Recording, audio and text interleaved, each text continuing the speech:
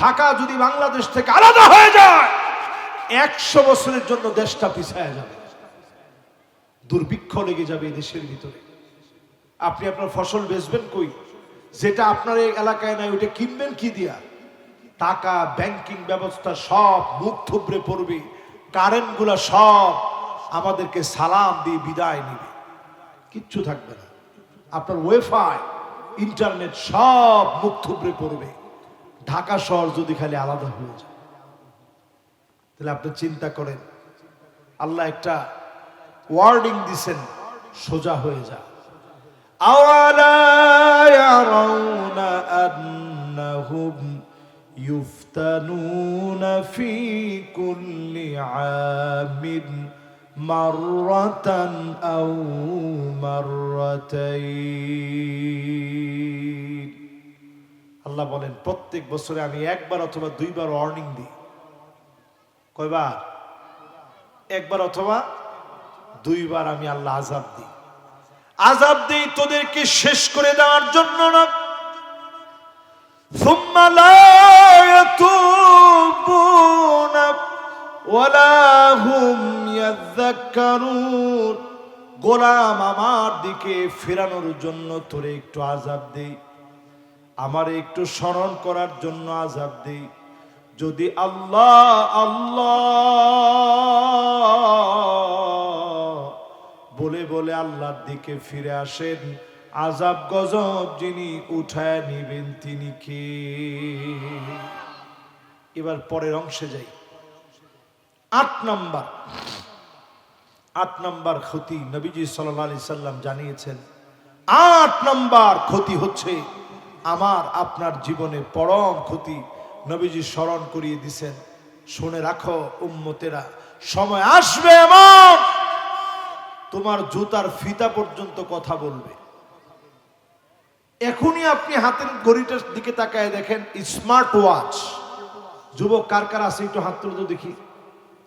এই যে মাশাআল্লাহ, পড়াশোনা তুমি একটু দেখাও, সবাই একটু দেখো। দেখছেন? This is call smart watch. মাশাআল্লাহ। আর কার কার আছে দেখি? আরে আমার নিজেরও আছে। এই তো মাশাআল্লাহ, তোমারও আছে। তুমি একটু দাঁড়াও তো বাজান। মাশাআল্লাহ, তোমার বয়স 11 বছর হবে না? বসে। তুমিও? এটার মধ্যে মোবাইল দিয়ে কথা বলা যায় না? আরে যায়, ওর মাথা নাড়াইছে, জি হুজুর যায়। একটু কানেক্ট করে নেওয়া লাগে। রাসূল আজ থেকে 1500 বছর আগে বলছেন, জুতার ফিতা কথা বলবে। গড়ির ফিতা যদি এখন কথা বলতে পারে, জুতার ফিতা কথা বলা কি বাকি আছে? অলরেডি অ্যাডিডাস এখন হাতে নিয়েছে প্রকল্প। সামনে তারা এমন জুতা বানাবে, এটা ডিটেক্টর হিসেবে কাজ করবে, এটা ফোর্সের কাজ করবে, এটা যারা মানুষকে গার্ড দিবে ওরা এটা ডিটেক্টর হিসেবে ব্যবহার করবে। সামনে কোনো বিপদ থাকলে সিগন্যাল দিবে যে এই জায়গায় গ্যাদারিং আছে, বোমা আছে, এই জায়গায় যায় না। এরকম ডিটেক্টর সরাসরি জুতার ভিতরে থাকবে। জুতা সিগন্যাল দিবে প্রত্যেকের কানের ভিতরে, হাতের ভিতরে। আপনি চিন্তা করেন, রাসূলুল্লাহ সাল্লাল্লাহু আলাইহি সাল্লাম 1500 বছর আগে বলে গেছেন, এই প্রযুক্তিগুলা চলে আসা মানে আপনি প্রযুক্তির ভিতরে যেন একেবারে ঢুইকা আখিরাত ভুলে না যান। যারা ভুলে যাবেন মহা ক্ষতির ভিতরে আপনি পড়ে গেছেন। ঠিক কিনা বলেন? নবীজি এর পরে বলেন 10 নম্বর ক্ষতি শুনেন। নবী আলাইহিস সালাতু ওয়াস সালাম বলেন এমন ক্ষতি আসবে। সবাই বসেন, ওযু করার সময় আমরা দিব ইনশাআল্লাহ। কেউ মনে করেন না যে ওযু ছাড়াই এখানে ইনশাআল্লাহ আমরা নামাজ পড়ে ফেলবো, না, হারাম, ঈমান নষ্ট হয়ে যাবে। আমরা ইনশাআল্লাহ ওযুর সময় দিব একেবারে ফ্রেন্ডলি। আপনারা ইনশাআল্লাহ ওযু করে এসে নামাজ পড়বেন, পারবেন না ইনশাআল্লাহ? আমরা কয় নাম্বার ক্ষতি বলতেছিলাম? 10 নাম্বার ক্ষতি। আহা, একটু মিলে দেখেন সব কেমনে নবীজি বললেন আর সব মিলে যাচ্ছে। নবীজি বললেন এমন সময় তোমরা দেখবা যেই সময়ে ইয়াতাসাফাদু ফিত তরিক তাসাফুদাল হামির। নবীজি বললেন মানুষ নির্লজ্জ হয়ে যাবে, বেহা হয়ে যাবে, পশুর মতো চলবে। এমন নির্লজ্জ বেহা মানুষ এখন আছে না? না, কোন আছে? হয় নাই, আছে। কি পরিমাণ নির্লজ্জ আমরা হইছি একটু নিজেরা চিন্তা করেন। রাস্তায় রাস্তায় এখন বেহায়াপনা। টিকটক এখন রাস্তা রাস্তায় চলে। নাচ গানরে আমরা কিছু মনে করি না। প্রত্যেকের ঘরে ঘরে এখন মিউজিক ঢুকে গেছে। যাদের হাতে হাতে এখন স্মার্টফোন আছে, নবীজি বলছেন একটা ফিতনা আসবে, নাম হবে দোহায় মা। এই ফিতনার পরের দিনই দাজ্জাল আসবে। এখন পরের দিনটা কত লম্বা হবে? মুহাদ্দিসিনে কেরাম বলতেছেন 1000 বছরও হইতে পারে, কা আলফি সানাতিন মিম্মা তাউদ্দুন, আরো বেশিও হইতে পারে। এটা আল্লাহ তাআলা জানেন। তবে একটু হিসাব করে দেখেন, এই যে মোবাইলটা আসছে, এই মোবাইলের ভিতরে কি পরিমাণ মিউজিক। মা নামাজ পড়তেছে, 2 বছরের বাচ্চা, ওরে মোবাইলটা দিয়ে গেছে, ও মোবাইলে মিউজিক বাজাচ্ছে, তালে তালে ও চুপ করে আছে। এরকম ঘটনা এখন আছে না নাই? রসুল এই ফিতনার নাম দিচ্ছেন দোহায় মা। কোন কিনা? আবার কেউ গিয়া মেয়ের নাম রেখে ফেলায় না যে হুজুরে খুব সুন্দর একটা নাম কইছে দোহায় মা, আজকে থেকে আমার মেয়ের নাম রাখলাম দোহায় মা। নবীজি যখন এই নামটা উচ্চারণ করছেন, সাহাবায়ে কেরাম বলেন, ইয়া রাসূলুল্লাহ, এটা আবার কেমন ফিতনা, আগে তো কখনো নাম শুনি নাই। নবীজি বলছেন এমন ফিতনা, লাতামাতহু লাতমাতান, প্রত্যেকটা ঘরে ঘরে গিয়ে ফিতনাটা চড়াবে। চড়ানো বুঝেন? মানে থাবড়াবে। থাবড়ানো বুঝেন? মানে আঘাত করবে, এক কথা। মাশাআল্লাহ, এই কথা যখন নবীজি বলছেন, সাহাবায়ে কেরাম অবাক হয়ে গেছেন। প্রত্যেক ঘরে ঘরে গিয়ে থাপড়াবে, আঘাত করবে, এটা কেমন ফিতনা? এখন একটু তাকায় দেখেন, ঘরে ঘরে এরকম মোবাইল আছে না নাই? 16 বছর যারা দেশ শাসন করেছে, ওরা প্রত্যেকের ঘরে ঘরে একটা একটা মোবাইল দিছে নাকি? বক্তব্য দিলেও বাস্তবে আপনারা পান নাই, না পাইলেও আপনারা কিনে নিছেন। প্রত্যেকের ঘরে ঘরে 3টা 4টা করে এখন মোবাইল আছে, ঠিক না ভাই?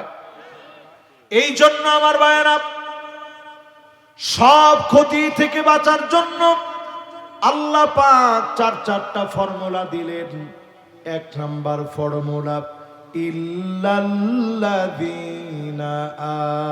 আমানু, নিশ্চয়ই যারা ক্ষতি থেকে বাঁচতে যাবে, হরফে ইস্তিসনা দিলেন, ক্ষতি থেকে বাঁচবে তারা, ঈমান আনবে যারা। ক্ষতি থেকে যিনি বাঁচায় দিবেন তিনি কি? আপনারা ঈমানের পথে আছেন? হুজুর বুঝবো কেমনে? ঈমানের পথে আছেন, বুঝতে বেশি দূরে যাওয়া লাগবে না, এইখানে বসে বুঝবেন। ঈমানের পথে যারা থাকবেন, বাধা আসবে, বিপত্তি আসবে, কষ্ট আসবে, যন্ত্রণা আসবে, ঈমানের পথ থেকে এক চুল দূরে সরে যাওয়া যাবে না, ঠিক নেই? নবীজি বলে গেছেন কেমন ঈমান লাগবে। নবীজি বলেন, মান ক্বালা লা ইলাহা ইল্লাল্লাহ খালিসান মিন কলবিহি আও নাফসিহি, মন থেকে যারা কালেমা পড়বে, ওদের ঈমানটা তো মজবুত হবে। নবীজি সেদিন আমার আপনার জন্য দাঁড়ায় থাকবে, শাফাত করবে। নবী যেদিন শাফাত করবে, দলে দলে যিনি ডেকে ডেকে জান্নাতি বানায় দিবেন তিনি কি? আমাদের অনেকের ঈমান শেষ হয়ে গেছে, খবর নাই। এই জন্য ঈমানের একটা প্যারামিটার আছে। সর্বনিম্ন ঈমানের প্যারামিটার হচ্ছে প্রতি রাতে ঘুমানোর সময় অন্তত স্মরণ করবেন কয়টা ভালো কাজ করছেন, কয়টা মন্দ কাজ করছেন। ফাআনতা মুমিন ইযা সাররাতকা হাসানাতুক ওয়া সাআতকা সাইয়্যাতুক ফাআনতা মুমিন। নবী জীবনের প্রত্যেক দিন যদি ভালো কাজ আপনাকে ভালো লাগায়, মন্দ কাজের কারণে মনের ভিতরে যদি ব্যথা লাগে, ফাআনতা মুমিন, আপনি মুমিন। নবীজি বললেন প্রতি রাতে ঘুমানোর আগে একটু মনে করে ঘুমান, চোখ দিয়ে পানি গুলা ছেড়ে দেন। 1-2 ফোঁটা পানি যদি চোখ দিয়া গড়ায় পড়ে, হতে পারে আইনা লা তামাসসুহুমান নার, ওই দিনের কান্না মালিকের কাছে এমন কবুল হয়ে যাবে, জাহান্নামের আগুন যিনি হারাম বানায় দিবেন তিনি কে? আমার নবী নামাজ পড়েছেন, পা ফুলায় ফেলছে, হাত্তা তাওয়াররামাত কদামা, দুইটা পা নবীজির ফুলে গেছে। এত পরিমাণ নবীজি নামাজ পড়েছেন। ফজরের নামাজ পড়ে নবীজি আসছে, এসে নবীজি বলছেন কোনো খাবার কি আছে?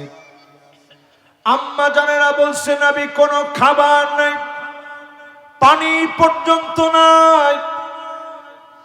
এক ঢোক পানি নবীজি খেতে পারে নাই। সাহারিতে নবীজি কিছুই খায় নাই, একটা খেজুরও নবীজি পায় নাই। একটা বারের জন্য কোনো দুঃখ আমার নবী করলো না। নবী সঙ্গে সঙ্গে বলল, যাও আজকেও রোজা রেখে ফেললাম। আমার নবী না খেয়ে কোনো কিছু না পেয়ে নবীজি রোজা রেখে ফেলেছে। একটা বার আল্লাহকে নবীজি বলেন নাই, আল্লাহ কেন এই ক্ষুধার কষ্ট দিলেন? একটা বার নবীজি কোনো অভিযোগ করে নাই। সিজদার ভিতরে পড়ে পড়ে আমার আপনার জন্য নবীজি কাঁদলেন, ডেকে ডেকে আল্লাহকে বললেন, আল্লাহুম্মা উম্মতি,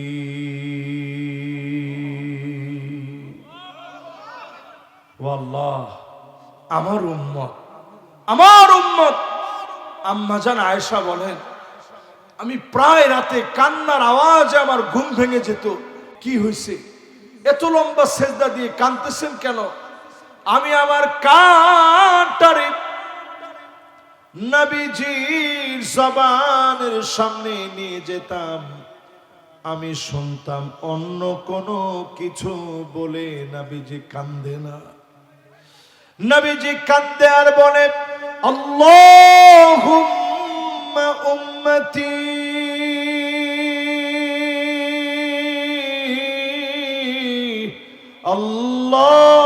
আল্লাহুম্মা উম্মতি, আল্লাহ আমার উম্মত, আমার উম্মত। বলেন নবী কাঁদছেন কাদের জন্য? একটু মহব্বত নিয়ে বলেন, কাদের জন্য কাঁদছেন? এই আমাদের জন্য নবীজি সেজদায় গিয়ে কাঁদছেন। সেই সেজদা দেওয়া নবীর উম্মত। এখন আমরা নামাজ পড়ি না। আজকে সালাতুল আসর আমি দেখব কয়জন নবীর উম্মত হয়েছেন।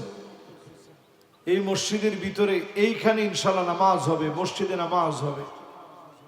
যারা যেখানে বসছেন আমরা আজকে এইখানে নামাজ পড়ে এরপরে যাব ইনশাআল্লাহ। পড়ে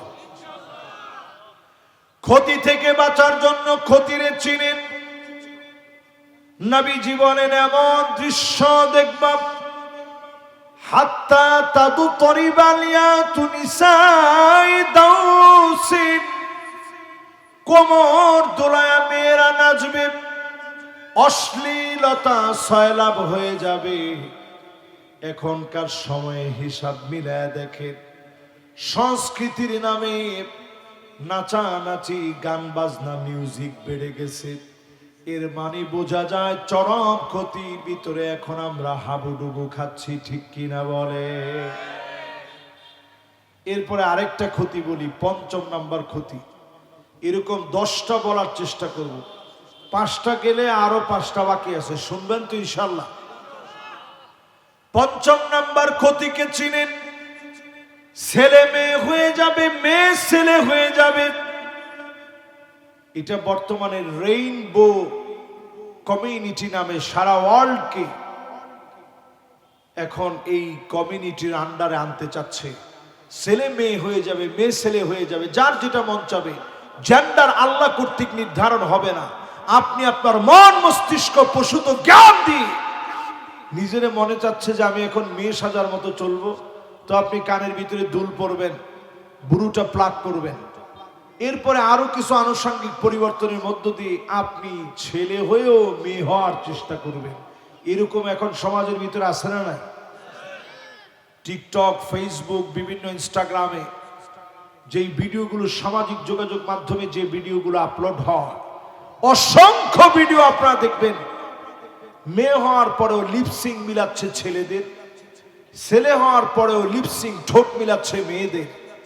এই যে আমাদের ভিতরে ছেলে মেয়ে হয়ে যাওয়ার প্রবণতা, মেয়ে ছেলে হয়ে যাওয়ার প্রবণতা, এই ক্ষতি আমাদেরকে জাহান্নামের দিকে নিয়ে যাবে। প্রিয় ভাইরা আমার, ৬ষ্ঠ নম্বরে নবীজি সতর্ক করে গেলেন, হাত্তা ইয়াকতুলা জারহু, প্রতিবেশীকে মেরে ফেলবে, জুলুম করবে, জালেম হয়ে যাবে। রাজবাড়ির অবস্থা জানি না, বিভিন্ন জায়গার ভিতরে আমরা যেন জালেম না হই। আজকে একটা হৃদয় বিদারক ঘটনা দেখলাম। এক ভাই তার ছোট্ট সন্তানটারে দেখতে আসছে। সারা বাংলাদেশে এই ঘটনাটা ভাইরাল হয়েছে। ছোট্ট সন্তান মারা গেছে, প্যারোলে মুক্তি নিয়ে দেখতে আসবে, তারে দেখতে আসতে দেওয়া হচ্ছে না। তার স্ত্রী মারা গেছে। কোন একটা লোক, আওয়ামী লীগ করুক, যে দল করুক, তার একটা ছোট্ট ছেলে যদি মারা যায়, সে দেখার কি অধিকার রাখে না? আরে কথা বলে না, রাখে না? যে দল করুক, আপনার সঙ্গে জুলুম হয়েছে। আমরা এমন দৃশ্য দেখেছি, ফাঁসি দেওয়ার পরে অ্যাম্বুলেন্সের মধ্যে আঘাত করা হয়েছে। ঠিকটা কিন্তু আপনার ঠিকের মতো বললেন না। ফাঁসি দেওয়ার পরে কবরের ভিতরে তারা নির্লজ্জ বেহায়াপনায় মেতে উঠেছে। তারা যেমন বড় বড় জালেম ছিল, আমরা ওইরকম জালেম হতে চাই না। জালেমের উত্তর আমরা জুলুম দিয়ে দিতে চাই না। একটা মানুষ সে বিপদে পড়ছে, তার জন্য যেন আপনার চোখ দিয়ে পানি আসে, আপনি যেন নবীর উম্মতের পরিচয় দিতে পারেন। নবীজি যদি সেই দিন চাইতেন, যেদিন মক্কায় ঢুকছেন, সবগুলা কচু কাটা করতে পারতেন। আল্লাহর নবী সবাইরে বুকে টেনে আগলে রেখে বলছেন, লা তাসরিবা আলাইকুমুল ইয়াওম, আমি নবী 13 বছরের প্রতিশোধ নেব না, 10 বছরের হিজরতের প্রতিশোধ আমি নবী নেব না। আমি নবী ফিরে আসছি মক্কায়, সব মাফ করে দিলাম। নবীজি সব মাফ করে দিয়েছেন। জোরে করে আল্লাহু আকবার। প্রিয় ভাইরা আমার, জুলুম ছেড়ে দেন। ইত্তাকুল যুলম ফাইন্নায যুলমা যুলুমাতুন ইয়াউমাল কিয়ামাহ। এরপরে নবীজি বলেন, ক্ষতির ভিতরে আছো, বুঝবা কেমনে? ভাই ভাইকে মেরে ফেলবে সামান্য সম্পদের জন্য। এই যে আমার ব্যাপারী সাহেবের ভাই এখানে বসা আছেন, উনি অসুস্থ ছিলেন। ব্যাপারী সাহেব যে কি পরিমাণ ওনার জন্য দোয়া চাইছেন, এটা হচ্ছে ভাই ভাইয়ের সম্পর্ক। ওনার 3টা ভাই না আপনারা? ওনার 3টা ভাই, আমরা 2টা ভাই। আমি যখন মিশর গেছি, বিশ্বাস করেন ভাই যে কিরকম সম্পদ। মিশর যখন গেছি, আমি এয়ারপোর্টের ভিতরে যখন ঢুকে যাচ্ছি, আমি তাকায় দেখতেছি উকি দিয়ে দিয়ে আমার ভাইটা খুঁজতেছে যে আর একটাবার ভাইরে দেখা যায় কিনা। আমি পিছনে ফিরে ফিরে তাকাচ্ছি যে আমার ভাইটারে একটাবার দেখতে পারি কিনা। যেদিন আমি ফিরে আসছি 5 বছর পরে, আমার ভাইটা আমার বুকের মধ্যে যখন আসছে, ও ধৈরা ফুপায় ফুপায় কাঁদতেছে, আর আমারে ছাড়ে না। আমার কাছে ইউসুফ আলাইহিস সালাম আর বনিয়ামিনের কথা মনে হয়ে গেছে। যাহারে লম্বা সময় পরে যখন দেখা হয়েছে আপন ভাইয়ের সাথে, কেমনে না জানি জড়ায় ধরছে। এই মহব্বতের জায়গা নষ্ট হয়ে যাবে সামান্য শূন্য সম্পদের কারণে অল্প একটু জায়গা নিয়ে কবরে যাওয়া লাগবে। কবর আপনারে ডাকতেছে। এই কবরে যাওয়ার আগে ভাইকে মহব্বত করে ডাকেন, আদর করে ছোটবেলার মতো মাথায় হাত বোলায় দেন। ছোট ভাই বড় ভাইকে সম্মান করে বুকে টেনে নেন। এই মহব্বত যদি না থাকে, লাইলাতুন নিসফে মিন শাবান, শাবানের মধ্যরাত আসবে, শবে বরাত আসবে, রাত জেগে আল্লাহর কাছে মাফ চাবেন, মাফ হবে না। হিংসুকের কোনো মাফ হবে না। হিংসা মন থেকে ঝেড়ে ফেলে দেন। যার জন্য হিংসা মনে আসে তার নাম ধরে দোয়া করেন, আল্লাহ অমুক ভাইটাকে আল্লাহ আপনি দিয়েছেন, আরো বেশি দেন, আরো বেশি কল্যাণ দেন। আল্লাহ বাড়িটারে আরো সুন্দর বানায় দেন, ছেলেটারে নেককার বানায় দেন। অন্যের জন্য দোয়া করলে ফেরেশতারা আপনার জন্য দোয়া করবে। যিনি দোয়া কবুল করে নেবেন তিনি কে? এর পরের অংশে রাসূল বলছেন, ক্ষতি থেকে বাঁচার জন্য এই বিষয় জানতে হবে। এমন একটা সময় আসবে তোমরা দেখবা, নবীজি বলছেন, হাত্তা ইয়াকতুলা আবাহু, বাপরে সন্তান মারবে, মায়েরে সন্তান মারবে। এমন সময় চলে আসে বাপেরে ধমক দিয়া কথা বলে। আজকেও ব্যাপারী সাহেবের ছেলেরে বলছি, যতদিন বাপ আছে বাপের যত্ন নিবেন। এটা একটা বট বৃক্ষ, বুঝবেন সেদিন যেদিন হারায় ফেলবেন। হারায় গেলে আপনি সব দিকে খুঁজবেন, বাবার শরীরের এই গ্রামটার পাবেন। দুনিয়ার বুকে বাপ একমাত্র এমন, নিজের চাইতে সন্তানরে বড় বানাতে চায় একমাত্র আপনার বাপ।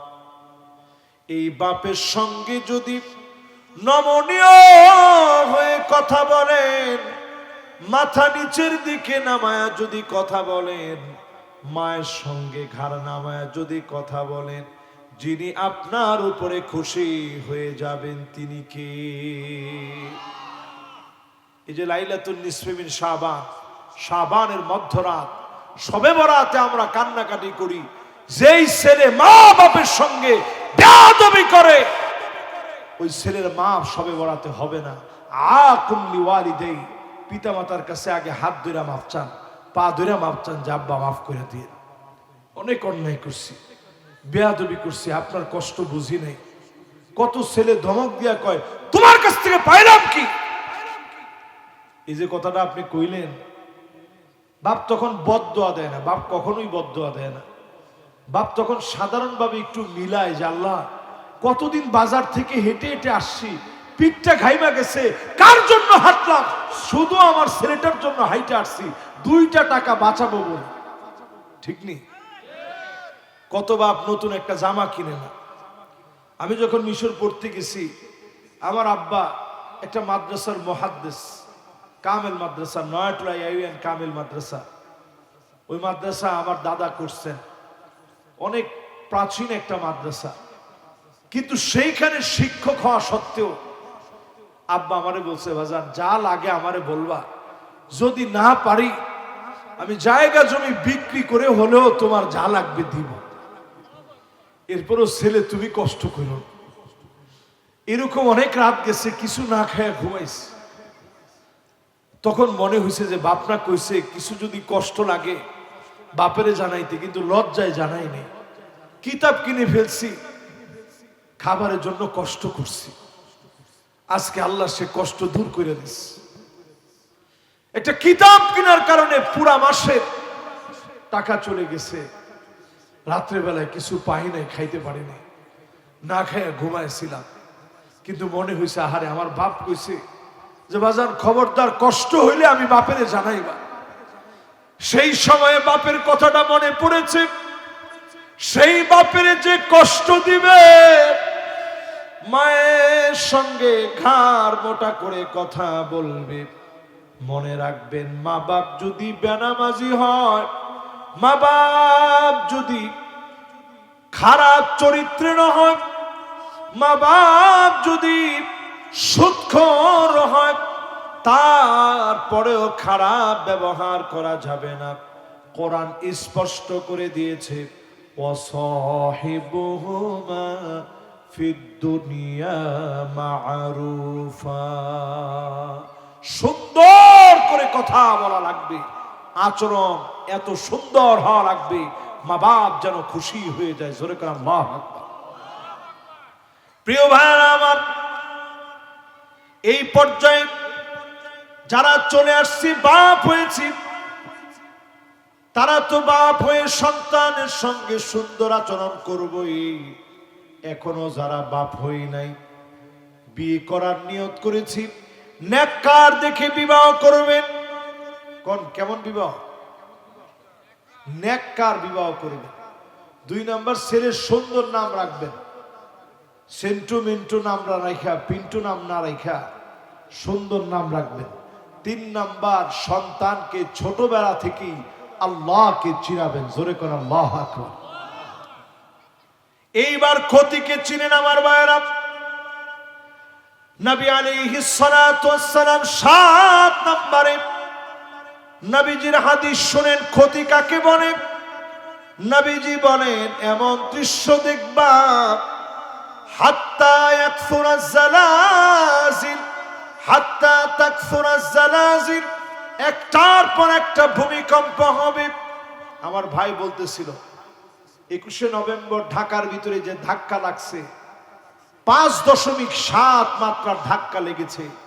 যদি এই ধাক্কা 5.7 না হয়ে 7.5 হতো, আমি হয়তো এতক্ষণে কবরে থাকতাম। কত বিল্ডিং গুলা সব সেজদায় পড়ে যেত, এরপরেও তো ভাই নামাজি হতে পারে নাই। আল্লাহ যে করোনা দিছে, উঠায় নিছে মানুষের পক্ষ থেকে। কেন উঠায় নিছে? কারণ আমরা অসংখ্য যুবক নামাজি হয়ে গেছিলাম, ঠিক কিনা বলে? আমার নিজের চোখে আমি দেখছি, জুমা পড়াইতে গেছি, সামনে মাত্র 10 জন, বাইরে যখন বের হইছি সবাই আমার হাত ধরে বলতেছে যে হুজুর মনে হয় কিয়ামত এসে গেছে। অনেকে আসতেই পারতেছে না ডরে, হাত ধরলে যদি আবার করোনা এসে যায়। দূরে থেকে থেকে কাঁদতেছে আর বলতেছে হুজুর মনে হয় কিয়ামত চলে আসছে, হুজুর মনে হয় কিয়ামত চলে আসছে। কিন্তু সেই মানুষেরাই এখন আমরা আল্লাহকে ভুলে গেছি। এই দেশ থেকে আল্লাহ করোনা উঠায় নিছে। পার্শ্ববর্তী দেশ ভারতে মানুষকে, পূর্বে সে লাকড়ি শেষ হয়ে গেছে, পানির মধ্যে মানুষকে ফেলে দিছে। সারা দুনিয়ার বিশেষজ্ঞরা বলেছিল বাংলাদেশের জায়গায় জায়গায় লাশ পড়ে থাকবে, একটা জায়গায় লাশ পড়ে থাকে নাই। বাংলাদেশের দরদি ইমামরা, আলেমেরা মানুষকে দাফন করেছে, জানাজা পড়িয়ে, সন্তান না থাকলেও আলেমরা পাশে থেকে দাফন কাফন করেছে, ঠিক কিনা বলে? প্রিয় ভাইরা আমার, বন্ধুরা আমার, যারা আজকের মাহফিলে আসছেন, ক্ষতি থেকে বাঁচার জন্য সিদ্ধান্ত নেন, নামাজের দিকে আসেন, আল্লাহ আযাব উঠায় নিবে। 24 ঘন্টার ভিতরে 94 বার এই পৃথিবীর ভিতরে ভূমিকম্প হয়েছে অল্প কয়েকদিনের ভিতরে। মস্কারি মনে করেন না। এই জায়গা যদি ফাট ধরে যায়, আপনি ঘরের ভিতরে থাকবেন কেমনে? ঢাকা যদি বাংলাদেশ থেকে আলাদা হয়ে যায়, 100 বছরের জন্য দেশটা পিছায় যাবে, দুর্ভিক্ষ লেগে যাবে এই দেশের ভিতরে। আপনি আপনার ফসল বেচবেন কই? যেটা আপনার এই এলাকায় নাই ওইটা কিনবেন কি দিয়া? টাকা, ব্যাংকিং ব্যবস্থা সব মুখ থুবড়ে পড়বে, কারেন্ট গুলা সব আমাদেরকে সালাম দিয়ে বিদায় নিবে, কিচ্ছু থাকবে না। আপনার ওয়াইফাই, ইন্টারনেট সব মুখ থুবড়ে পড়বে।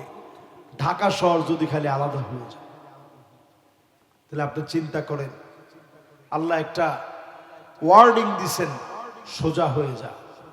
আওয়ালা ইয়ারাউনা আন্নাহুম ইফতানুনা ফি কুল্লি আমিন মাররাতান আও মাররাতাইন। আল্লাহ বলেন প্রত্যেক বছরে আমি একবার অথবা দুইবার ওয়ার্নিং দিই। কয়বার? একবার অথবা দুইবার আমি আল্লাহ আযাব দিই। আযাব দিই তোদেরকে শেষ করে দেওয়ার জন্য না। সুম্মা লা ইয়াতুবুনা ওয়ালা হুম ইয়াযাক্কারুন। গোলাম আমার দিকে ফেরানোর জন্য তোরে একটু আযাব দেই, আমারে একটু স্মরণ করার জন্য আযাব দেই। যদি আল্লাহ আল্লাহ বলে বলে আল্লাহর দিকে ফিরে আসেন, আযাব গজব যিনি উঠায় নিবেন তিনি কে? এবার পরের অংশে যাই। 8 নম্বর ক্ষতি নবীজি সাল্লাল্লাহু আলাইহি সাল্লাম জানিয়েছেন। 8 নম্বর ক্ষতি হচ্ছে আমার আপনার জীবনে পরম ক্ষতি। নবীজি স্মরণ করিয়ে দিয়েছেন, শুনে রাখো উম্মতেরা, সময় আসবে এমন তোমার জুতার ফিতা পর্যন্ত কথা বলবে। এখনই আপনি হাতের ঘড়িটার দিকে তাকায় দেখেন, স্মার্ট ওয়াচ। যুবক কার কার আছে একটু হাত তুলে তো দেখি। এই যে মাশাআল্লাহ, পড়াশোনা তুমি একটু দেখাও, সবাই একটু দেখো। দেখছেন? This is call smart watch. মাশাআল্লাহ। আর কার কার আছে দেখি? আরে আমার নিজেরও আছে। এই তো মাশাআল্লাহ, তোমারও আছে। তুমি একটু দাঁড়াও তো বাজান। মাশাআল্লাহ, তোমার বয়স 11 বছর হবে না? বসে। তুমিও? এটার মধ্যে মোবাইল দিয়ে কথা বলা যায় না? আরে যায়, ওর মাথা নাড়াইছে, জি হুজুর যায়। একটু কানেক্ট করে নেওয়া লাগে। রাসূল আজ থেকে 1500 বছর আগে বলছেন, জুতার ফিতা কথা বলবে। গড়ির ফিতা যদি এখন কথা বলতে পারে, জুতার ফিতা কথা বলা কি বাকি আছে? অলরেডি অ্যাডিডাস এখন হাতে নিয়েছে প্রকল্প। সামনে তারা এমন জুতা বানাবে, এটা ডিটেক্টর হিসেবে কাজ করবে, এটা ফোর্সের কাজ করবে। এটা যারা মানুষকে গার্ড দিবে, ওরা এটা ডিটেক্টর হিসেবে ব্যবহার করবে। সামনে কোনো বিপদ থাকলে সিগন্যাল দিবে যে এই জায়গায় গ্যাদারিং আছে, বোমা আছে, এই জায়গায় যায় না। এরকম ডিটেক্টর সরাসরি জুতার ভিতরে থাকবে। জুতা সিগন্যাল দিবে প্রত্যেকের কানের ভিতরে, হাতের ভিতরে। আপনি চিন্তা করেন, রাসূলুল্লাহ সাল্লাল্লাহু আলাইহি সাল্লাম 1500 বছর আগে বলে গেছেন, এই প্রযুক্তিগুলা চলে আসা মানে আপনি প্রযুক্তির ভিতরে যেন একেবারে ঢুইকা আখিরাত ভুলে না যান। যারা ভুলে যাবেন, মহা ক্ষতির ভিতরে আপনি পড়ে গেছেন। ঠিক কিনা বলেন? নবীজি এর পরে বলেন 10 নম্বর ক্ষতি শুনেন। নবী আলাইহিস সালাতু ওয়াস সালাম বলেন এমন ক্ষতি আসবে। সবাই বসেন, ওযু করার সময় আমরা দিব ইনশাআল্লাহ। কেউ মনে করেন না যে ওযু ছাড়াই এখানে ইনশাআল্লাহ আমরা নামাজ পড়ে ফেলবো, না, হারাম, ঈমান নষ্ট হয়ে যাবে। আমরা ইনশাআল্লাহ ওযুর সময় দিব একেবারে ফ্রেন্ডলি।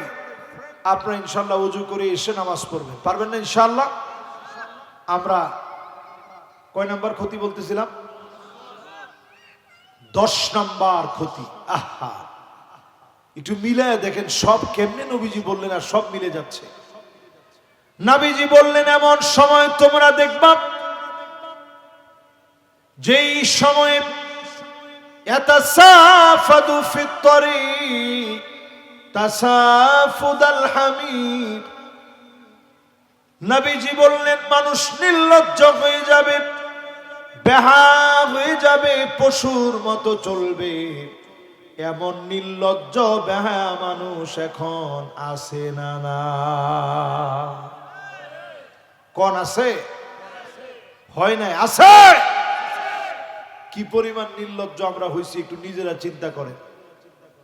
রাস্তায় রাস্তায় এখন বেহায়াপনা। টিকটক এখন রাস্তা রাস্তায় চলে। নাচ গানরে আমরা কিছু মনে করি না। প্রত্যেকের ঘরে ঘরে এখন মিউজিক ঢুকে গেছে।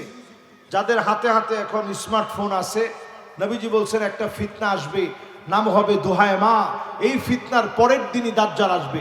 এখন পরের দিনটা কত লম্বা হবে মুহাদ্দিসিনে কেরাম বলতেছেন 1000 বছরও হইতে পারে, কা আলফি সানাতিন মিম্মা তাউদ্দুন, আরো বেশিও হইতে পারে, এটা আল্লাহ তাআলা জানেন। তবে একটু হিসাব করে দেখেন, এই যে মোবাইলটা আসছে, এই মোবাইলের ভিতরে কি পরিমাণ মিউজিক। মা নামাজ পড়তেছে, 2 বছরের বাচ্চা, ওরে মোবাইলটা দিয়ে গেছে, ও মোবাইলে মিউজিক বাজাচ্ছে, তালে তালে ও চুপ করে আছে। এরকম ঘটনা এখন আছে না নাই? রসুল এই ফিতনার নাম দিচ্ছেন দোহায় মা, কোন কিনা? আবার কেউ গিয়া মেয়ের নাম রেখে ফেলায় না যে হুজুরে খুব সুন্দর একটা নাম কইছে দোহায় মা, আজকে থেকে আমার মেয়ের নাম রাখলাম দোহায় মা। নবীজি যখন এই নামটা উচ্চারণ করছেন, সাহাবায়ে কেরাম বলেন, ইয়া রাসূলুল্লাহ, এটা আবার কেমন ফিতনা, আগে তো কখনো নাম শুনি নাই। নবীজি বলছেন, এমন ফিতনা লাতামাতহু লাতমাতান, প্রত্যেকটা ঘরে ঘরে গিয়ে ফিতনাটা চড়াবে। চড়ানো বুঝেন? মানে থাবড়াবে। থাবড়ানো বুঝেন? মানে আঘাত করবে, এক কথা। মাশাআল্লাহ, এই কথা যখন নবীজি বলছেন, সাহাবায়ে কেরাম অবাক হয়ে গেছেন। প্রত্যেক ঘরে ঘরে গিয়ে থাপড়াবে, আঘাত করবে, এটা কেমন ফিতনা? এখন একটু তাকায় দেখেন, ঘরে ঘরে এরকম মোবাইল আছে না নাই? 16 বছর যারা দেশ শাসন করেছে, ওরা প্রত্যেকের ঘরে ঘরে একটা একটা মোবাইল দিছে নাকি? বক্তব্য দিলেও বাস্তবে আপনারা পান নাই, না পাইলেও আপনারা কিনে নিছেন। প্রত্যেকের ঘরে ঘরে 3টা 4টা করে এখন মোবাইল আছে, ঠিক না ভাই? এই জন্য আমার ভাইয়েরা, সব ক্ষতি থেকে বাঁচার জন্য আল্লাহ পাক 4টা ফর্মুলা দিলেন। 1 নাম্বার ফর্মুলা, ইল্লাল্লাযীনা আমানু, নিশ্চয়ই যারা ক্ষতি থেকে বাঁচতে যাবে, হরফে ইস্তিসনা দিলেন, ক্ষতি থেকে বাঁচবে তারা, ঈমান আনবে যারা, ক্ষতি থেকে যিনি বাঁচায় দিবেন তিনি কে? আপনারা ঈমানের পথে আছেন? হুজুর বুঝবো কেমনে? ঈমানের পথে আছেন, বুঝতে বেশি দূরে যাওয়া লাগবে না, এইখানে বসে বুঝবেন। ঈমানের পথে যারা থাকবেন, বাধা আসবে, বিপত্তি আসবে, কষ্ট আসবে, যন্ত্রণা আসবে, ঈমানের পথ থেকে এক চুল দূরে সরে যাওয়া যাবে না, ঠিক নেই?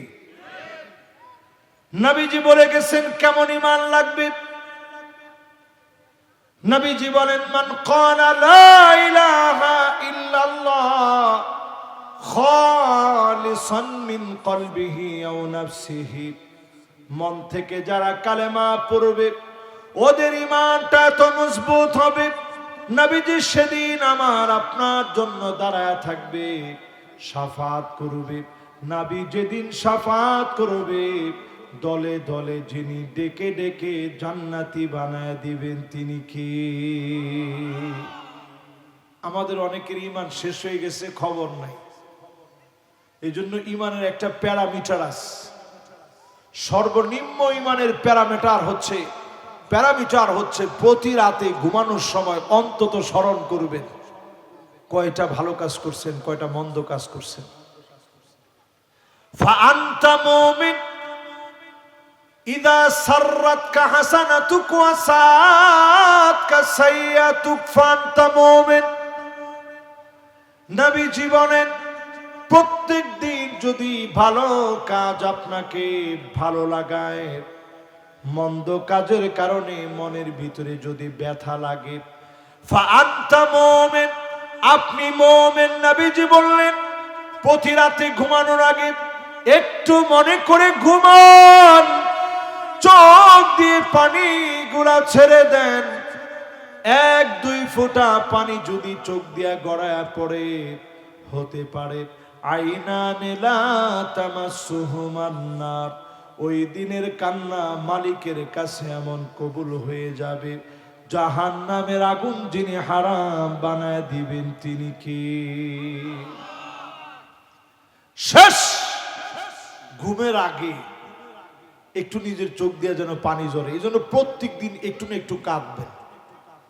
চুপচাপ একটু মোরাকাবার হালতে থাকবেন। নামাজের পর দৌড় দিয়ে বের হয়ে চলে যায় না, চোখটা বন্ধ করে একটু মোরাকাবার হালতে চিন্তা করবেন, আল্লাহ কত গুনাহ করছি আজকে।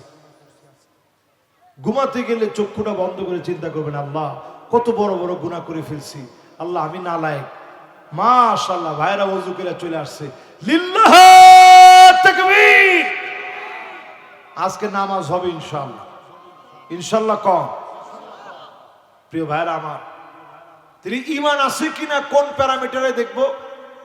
ঘুমানোর আগে একটু মাপবেন, আল্লাহ আমি কি ভালো কাজ বেশি করতে পারছি, মন্দ কাজ কি কম হয়েছে, আল্লাহ আজকে কি গুনার কাজ একটু কমাইতে পারছি। এরকম যদি মনে করে ঘুমাইতে পারেন, দেখবেন ইনশাআল্লাহ আপনার ঘুমটা শেষ ঘুম হয়ে গেলে যিনি মাফ করে জান্নাতি বানায় দিবেন তিনি কে? আমার যুবকরা, আমার মুরব্বীরা, আমার বাবাজিরা, আজকে থেকে প্রতিদিন ঘুমের সময় এটাকে বলে আত্মসমালোচনা। সবাই কোন কি সমালোচনা? ঘুমের সময় আত্মসমালোচনা করবেন। আমরা আত্মসমালোচনা করি না তো, আমরা আরেকজনের সমালোচনা করি। চায়ের দোকানে বসে আরে সে একটা মানুষ হইল, আত্মসমালোচনা করেন। গীবত বাদ দিয়ে আত্মসমালোচনা করেন। আপনি নিজে নিজের প্রশ্ন করেন, আমি কত খারাপ, আল্লাহ তুমি ছাড়া তো কেউ জানে না। হযরতে আবু বকরের মতো সাহাবী, কেউ যদি ওনার সামনে প্রশংসা করে ফেলতেন, আমরা প্রশংসা শুনতে খুশি হই। আমরা যদি আমাদের নামের আগে বড় বড় টাইটেল বলে, আমাদের মনটা খুশি হয়ে যায়, বাপরে বাপ আমি তো বিরাট আলেম, আমার নামে যে প্রশংসা শুরু হয়েছে, আহা। অথচ আবু বকর রাদিয়াল্লাহু তাআলা আনহুর মতো সাহাবী, উনার সামনে প্রশংসা হলে তিনি বলতেন, আল্লাহর কাছে কায়দা কায়দা বলতেন, আল্লাহুম্মা লা তুআখিযনি বিমা ইয়াকুলুন। আয় আল্লাহ, মানুষ আমার নামে যা বলতেছে এগুলার জন্য তুমি আমারে পাকড়াও করো না। ওয়াগফিরলি মা লা ইয়ালামুন। আমার কত অন্যায় আছে দুনিয়ার কেউ জানে, মালিক সেই অন্যায়গুলার কারণে আমি আবু বকরকে তুমি পাকড়াও করো না। আয় আল্লাহ, সেগুলা তুমি মুছে দাও। ওয়াজআলনি খায়রাম মিম্মা ইয়াযুন্নুন। মানুষ যেমন ধারণা করে তার চাইতে আমারে সেরা বানায় দাও। আমিও আল্লাহর কাছে বলি, আল্লাহ লোকেরা নেককার মনে করে ওয়াজ করতে আমাদেরকে নিয়ে আসে, আমরা কেমন কেবলমাত্র আল্লাহ আমি নিজে জানি। আল্লাহ আপনি মেহেরবানি করে নেককারদের, আল্লাহ নেককারদের দলে, নেককারদের সাথে আমাদেরকে শামিল করে নিয়েন, পড়েন আমিন।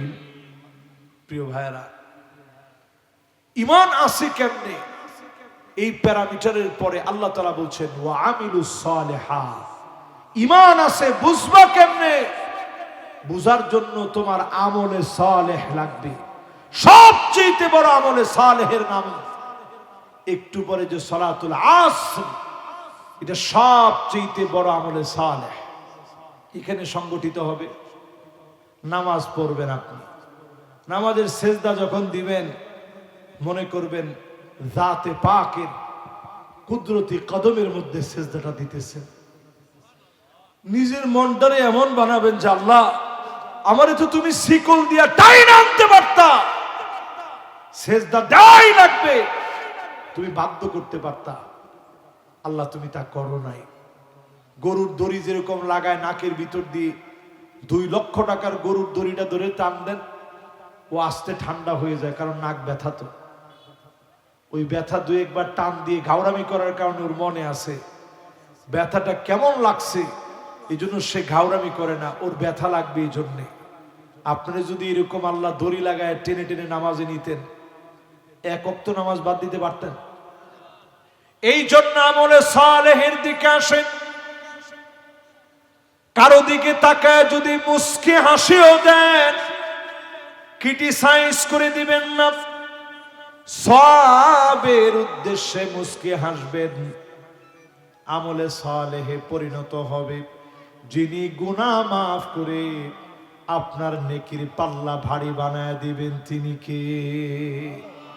একটা হাদিস শুনাইলে আপনারা অবাক হয়ে যাবেন। সবচেয়ে সওয়াবের কাজ কি নবীজির কাছে প্রশ্ন করা হয়েছে। নবীজি অনেকগুলো উত্তর দিচ্ছেন। কোথাও বলছেন বিররুল ওয়ালিদাইন, পিতা মাতার সাথে সুন্দর আচরণ করা। কোথাও বলছেন জিহাদ ফি সাবিলিল্লাহ। কোথাও বলছেন জিলহজের প্রথম 10 দিনের আমল। কোথাও নবীজি বলছেন সবচেয়ে সওয়াবের কাজ হচ্ছে মানুষের খাবার খাওয়ানো, সালাম দেওয়া। আরেক জায়গায় নবীজির কাছে প্রশ্ন করা হলো সবচেয়ে সওয়াবের কাজ কি? নবীজি বললেন ইন্না মিন আবাররিল বির আইয়ুদখিলা সুরুর ফি কলবি আহাদিকুম, তোমাদের কারো হৃদয়ের ভিতরে একটু আনন্দ প্রবেশ করায় দেওয়া, একজন মানুষকে একটু খুশি প্রবেশ করায় দেওয়া। 10টা টাকা খরচ করে হলেও একজন রিকশাওয়ালা আপনার নিয়ে আসছে, 10টা টাকা বাড়ায় দিয়া বললেন ভাই নামাজটা কায়েম করেন, জমিনে নামাজ পড়বেন। নেন ভাই 10টা টাকা নেন, নামাজ মনে পড়তে পারেন নাই, আজকে থেকে ভাই নামাজটা শুরু করেন, পড়বেন না ভাই? এতটুকু কথা যদি আপনি হাসি দিয়ে বলেন, লোকটা যাওয়ার সময় চিন্তা করবে সে তো আমার কাছে ভোট চায় না, সে চাইছে কি? নামাজ চাইছে। চাইয়ে আবার 10টা টাকাও দিছে যে ভাই নামাজটা পড়েন। আল্লাহ এত ভালো মানুষ এখনো আছে, এই যে আপনার জন্য একটু দোয়া করে দিছে।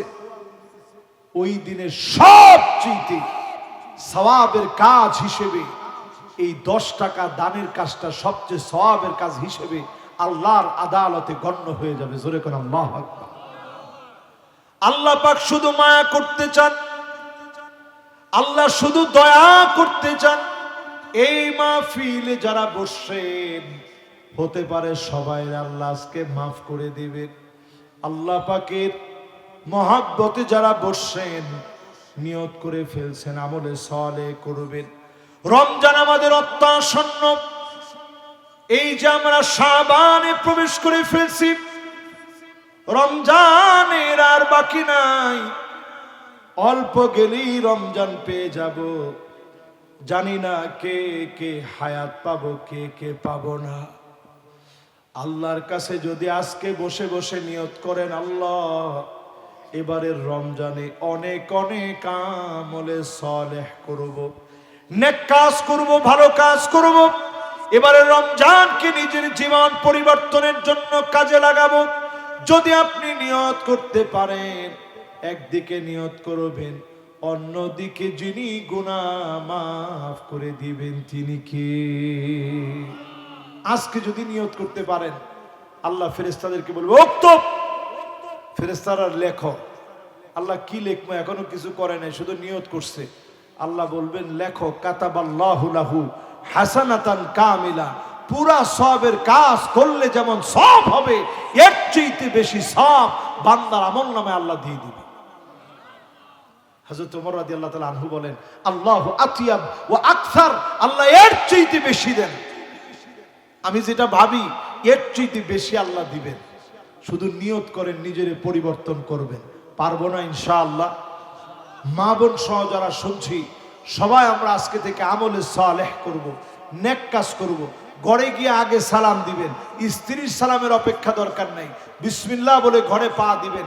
স্ত্রীকে দেখে মুস্কি হাসি দিয়ে কথা বলবেন, আবার বেশি মুস্কি হাসি দিয়েন না, তাহলে আবার হিতে বিপরীত হবে। এরপরে স্ত্রীর নাম ধরে ডাকবেন, অসুস্থ হলে সেবা করবেন। চোখে পানি আসলে নবীজি 2টা আঙ্গুল দিয়ে মুছে দিতেন। নবীজি ঘুরতে নিয়ে যেতেন, সুন্নতগুলো আদায় করেন, ঝাড়ু দিয়ে দিতেন, তরকারি কেটে দিতেন। এই কাজগুলো জীবনে না করলে একদিনের জন্য হইলেও করেন। নবীজি এই কাজগুলা করছেন। এবার মা বোনদের কাজ কি? মা বোনদের কাজ সারাটা জীবন লাগায়া স্বামীর সন্তুষ্টি অর্জন করেন। এটা আপনার জান্নাতের চাবি হবে। জোরে করে আল্লাহু আকবার। কোন মহিলা যদি মারা যায়, স্বামী যদি বলে আমি তার উপরে খুশি ছিলাম, আল্লাহ মালিক খুশি হয়ে যাবে। এবার কয়জন মহিলার উপরে খুশি একটু মিলায় নেন। আমার অনেক মা বোন আসছেন, আপনারা মডেলদের পিছনে দৌড়ান। আপনারা যেই সমস্ত মডেলদের পিছনে দৌড়ান, তারা পশ্চিমাদের পিছনে আপনাদেরকে দৌড়াচ্ছে। আপনাদের দৌড়ের কোনো শেষ হবে না। আজকে এই ড্রেস, কালকে ওই ড্রেস, আজকে এই ফ্যাশন, কালকে ওই ফ্যাশন, এই দৌড় দৌড় আপনাকে কবরে নিয়ে যাবে। আমরা বলবো আম্মা জানদের জীবন আদর্শের দিকে দৌড়া। কি সবর করেছেন মুসলসল, কয়েকটা মাস ছিল এমন, একদিন নবী চুলার ভিতরে আগুন জ্বললে অন্যদিন চুলার ভিতরে কোনো আগুন ছিল না। ওই কষ্টের সময় আমার কোনো আম্মা জান এমন কথা বলে নাই, নবী কেন না খেয়ে আছি, খাবার নিয়ে আসেন। নবীজির কষ্টের সঙ্গী হয়েছেন, নবীজির কষ্টের সাক্ষী হয়েছে আম্মা জান আয়েশার কাছে সাহাবায়ে কেরাম নবীজির পোশাক দেখতে চেয়েছেন। ইন্তেকালের আগে কোন পোশাক পরা ছিলেন, পোশাক এনেছেন, ওই পোশাকের ভিতরেও সেলাই করা ছিল। আপনার মনে হতে পারে নবীজির মনে হয় টাকা পয়সা ছিল না। নবীজি টাকা পয়সা চান নাই, যদি চাইতেন লাসারাল লুহুদু যাহাবা, মুখে বলা লাগতো না, অন্তরের মধ্যে যদি শুধু আসতো আল্লাহ ওহদ পাহাড়টা স্বর্ণ বানায় দেন, মুহূর্তের ভিতরে স্বর্ণ বানায় দিয়া আমার নবীজির ডান আর বাম দিক দিয়া চলা শুরু হয়ে যেত। এরপরেও নবীজি একবারের জন্য মনের ভিতরে পর্যন্ত আনে নাই। যতবার সুযোগ পেয়েছেন শুধু কেঁদেছেন আর বলেছেন উম্মতি উম্মতি। পুলসিরাতে নবীজি সেদিন কাঁদবে। কি বলে কাঁদবে একটু চিন্তা করেন। যখন তাকায় দেখবে উম্মতের হাত কেটে জাহান্নামের আগুন থাকবে, নিচের দিক দিয়া দাও দাও করে জ্বলবে। ওয়ালাহু আইনান, জাহান্নামের বড় বড় দুইটা চোখ থাকবে। ওই জাহান্নাম আমাদেরকে গিলে নিতে চাবে। সেই মুহূর্তে শুধু তাকায় থাকবে জাহান্নাম, একটা একটা অঙ্গ পড়বে, দাও দাও করে জ্বালাবে। ওই মুহূর্তে নবীজি আমার পুলসিরাতের কিনারায় দাঁড়ায়া আল্লাহকে ডাক মেরে বলবে, ইয়া রাব্বি সাল্লিম, ইয়া রাব্বি সাল্লিম, ও মালিক দয়া করেন, মায়া করেন, উম্মতদেরকে শান্তি দিয়ে দেন। নবীজির দোয়ার কারণে যিনি মাফ করে দিবেন তিনি কে? শেষ দিকে চলে আসছি। সালাতুল আসর অত্যাসন্ন হয়ে গেছে। বাকি আছে আর দুইটা বিষয়। এই দুইটা করলে ইনশাআল্লাহ ক্ষতি থেকে বাঁচবেন। ওয়াতাওয়াসাউ বিল হক ওয়াতাওয়াসাউ বিস সাবর। হকের দাওয়াত দিতে হবে, বাতিলের কাছে মাথা নত করা যাবে না। ইমামকে যদি কেউ বাধা দেয়, খতিবকে যদি কেউ বাধা দেয়, অবশ্যই প্রতিবাদ করা লাগবে। বাতিলের কাছে মাথা নত করে হকের দাওয়াত থেকে দূরে থাকা যাবে না, যাবে না, যাবে না। ঠিক নেই নাকি ভয় পেয়ে যাবেন? হক কথা বলতে গিয়ে জীবন চলে যাবে, মাথা নত করা যাবে না। হক হক হক যত কথা আসবে হকের দাওয়াত দেওয়া লাগবে, হকের পক্ষে বলা লাগবে, হক কথায় এক হওয়া লাগবে, ন্যাক হওয়া লাগবে। ঠিক কিনা বলেন? এরপর আল্লাহ রাব্বুল আলামিন বলছেন ওয়াতাওয়াসাউ বিস সাবর, পরস্পর পরস্পরকে সহযোগিতা করবে সবরের কাজে। যখনই আপনি হকের ব্যাপারে পরস্পর সহযোগী হলেন, দ্বীনের দাওয়াত দিলেন, বাধা বিপত্তি আসলো, জুলুম নির্যাতন আসলো, সবর আপনারে করা লাগবে। এই সবর যদি আপনি করেন, ইন্নামা ইউওয়াফাস সাবিরুনা আজরাহুম বিগাইরি হিসাব, হিসাব ছাড়া আল্লাহ তাআলা প্রতিদান দিবেন। সবর যারা করবেন আল্লাহ হিসাব করবে না, হিসাব ছাড়া সবরকারীদেরকে আল্লাহ প্রতিদান দিবেন। জোরে করে আল্লাহু আকবার। আমি তো মনে করি এই দেশে 16টা বছর সবর করেছে বিএনপির ভাইয়েরা, জামাত ইসলামের ভাইয়েরা, এমনকি হেফাজতে ইসলামের ভাইয়েরা সবর করেছেন। শাপলা চত্বরে রক্ত দেওয়ার পর কি সবর করছে আমাদের মনে আছে না? কত আলেম জেলখানায় গেছে, সবর করছেন, মাথার নিচে বালিশ দিয়ে ঘুমাইতে পারে নাই, বোতল দিয়ে ঘুমাইছে, অনেক সবর করছে। জুলুম কাকে বলে? আল্লামা দেলোয়ার হোসেন সাইদি রহমতুল্লাহ আলাই এই মাটি এবং মানুষের জন্য তাফসীর অঙ্গনের রূপকার হিসেবে যে পুরস্কার, যে উপহার তিনি দিয়ে গেছেন, শেষে তিনি একটা হাসি দিছেন। আপনারা দেখছেন, ওই দিনের হাসি আমার কাছে মনে হয়েছে এই লোকটা মনে হয় আর দুনিয়ার জীবনে আর মনে হয় থাকবে না, জালেমরা মনে হয় বাঁচতে দিবে না। ওই দিনে হাসি দিছেন দুইজনের কাঁধে ভর দিয়ে। এরপরে মাগরিবের পরপরই একটা ভূমিকম্পের হয়েছে, একটা নড়ে চড়ে উঠছে। বিশ্বাস করেন আমার বুক ব্যথা শুরু হয়েছিল তখন। ওই হাসিটা দেখার পর থেকে নিজেকে ঠিক রাখতে পারতেছিলাম না। বিছানার মধ্যে শুয়ে আছি, আমি লাফায়া উঠছি যে হারে ভূমিকম্প হয়ে গেছে, মনে হয় আর উনি নাই।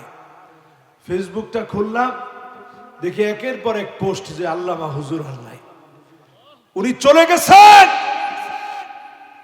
কিন্তু আজকের এই সবরের ফল আমরা দেখতে পাচ্ছি। যারা এত জুলুম করেছে, হাত্তা ইয়ারফাআহা আল্লাহ, আল্লাহ ওদেরকে টেনে হিঁচড়ে উঠা নিয়েছে। গরম ভাত ছিল, জালেমেরা খেয়ে যেতে পারে না। ঠিক নেই? খেয়ে যেতে পারে না। গরম ভাত ভাতের জায়গায় রয়ে গেছে, জালেমরা খেতে পারে নাই। রাজপ্রাসাদ রয়ে গেছে, গণভবন রয়ে গেছে, ওরা থাকতে পারে নাই। জুলুম নির্যাতন তো কম হয়নি। আমি কাউরে ছোট করতে চাই না, কি পরিমাণ জুলুম হয়েছে। 16 বছর, এই চেয়ারম্যান সাহেব বলতে পারবে জুলুম কেমন হয়েছে। 16 বছরে কত লোক কবরস্থানে গিয়ে ঘুমাইছে। অপরাধ কি? অপরাধ হচ্ছে তিনি জালেমদের পক্ষ নেন নাই। এই অপরাধের কারণে 16টা বছর জুলুম হয়েছে। এই জন্য আজকের মাহফিল থেকে বলি, প্রিয় ভাইয়েরা আমার, সবর আমরা করতে জানি, সবর আমরা করি। ইতিহাস আমাদেরকে সবর শিক্ষা দিয়েছে। আমরা সবরের পথ ধরে হেঁটেছি বিদায় আল্লাহ একটা সুন্দর সময় দিয়েছে। আমরা আল্লাহর কাছে কামনা করি, সব দেখেছি আল্লাহ যেন এই জমিনটাকে উর্বর বানিয়েছে মুসলমানদেরকে দিয়ে। এই জমিনে যেন আল্লাহ রাব্বুল আলামিন আল্লাহর কোরআনকে ইস্টাবলিশ যেন এই জমিনে করে দেয়। পড়েন আমিন। ঠিক নেই আমার ভাইরা? সবাই আমরা এটা বিশ্বাস করি। এই বাংলাদেশের মানুষ অত্যন্ত ধর্মপ্রাণ। আপনি এরকম বাংলাদেশ ছাড়া কোন দেশটায় পাবেন? এরকম আসরের নামাজের আগে লোকেরা বসে মনোযোগ সহকারে তাফসীর শুনে অলরেডি কোথায় আছে। কিন্তু আমাদের দেশের যুবক বলেন, মুরব্বী বলেন, মা বোন কি পরিমাণ আসছে। মা বোনদেরকে বলি, মা বোনেরা, কোরআন আপনাদের অধিকার দিয়েছে নিশ্চিত করে, লিযাকার মিসলু হাজ্জিল উনসায়াইন। যদি আপনি বাবার ঘরে 2 জন মেয়ে, 1 জন ছেলে বাবার থাকে, মেয়েটার অধিকার ওই ছেলের সমান সমান দিছেন। আপনি গাতা দিবেন, জঙ্গল দিবেন, সেটার সুযোগ নাই। হুবহু সম্পদ আপনি যেমন নিছেন, বোনদেরকেও ওই রকম দেওয়া লাগবে। এই বিধান যিনি কোরআনে দিয়েছেন তিনি কে? তাহলে চিন্তা করেন, সৌদি আরবের ভিতরে আল্লাহ তাআলা এত বরকত দিয়েছেন, কারণ তারা কোরআনকে তাদের আইনের কিতাব বানিয়েছে। কোরআনকে তারা তাদের আইনের গ্রন্থ বানিয়েছে। কোরআন থেকে তারা শরিয়া ল গুলো নিয়েছে। এই রক্ষণশীল সৌদি আরব অল্প কিছুদিন ধরে কেমন সারা সারা হয়ে যাচ্ছে, বিপদ তাদেরকে টানতেছে। বাংলাদেশের জন্য আল্লাহ তাআলা যে সুযোগ দিয়েছেন, আমরা এই দেশটাকে নতুন একটা স্বপ্নের দেশ মনে করি। আল্লাহ যেন এই দেশটাকে সুন্দর করে সাজায় দেয়। পড়ে না আমিন।